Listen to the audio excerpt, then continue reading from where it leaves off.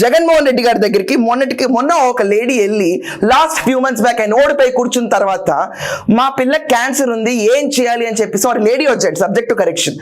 ఒక కార్యకర్తే వెళ్ళి అడిగితే మన ప్రభుత్వం లేదు కదా వచ్చినప్పుడే చేస్తాను. అప్పుడు దాకా ఆ ప్రాణం ఆగుతుందా? అప్పుడు దాకా ప్రాణం అవుతుందా? ఎప్పుడు చంద్రబాబు నాయుడు అని పడి ఏడుస్తారు కదా ప్రతి ఒక్కళ్ళు. ఆయన పవర్తో సంబంధం లేదు. చార్ధామ్ యాత్ర అప్పుడైనా అంతే, ఉక్రెయిన్లో స్టూడెంట్స్ ఇరుక్కుపోయినా అంతే.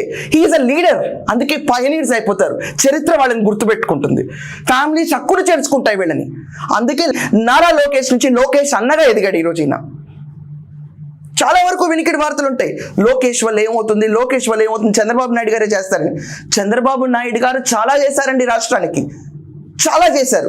ఆయన్ని మించి ఎదుగుతున్న లీడర్, నెక్స్ట్ లీడర్గా ఎదుగుతున్న లోకేష్ గారిని చూసి ఏం సమాధానం చెప్తారు? ఇంకా ఏం ప్రశ్నిస్తారు?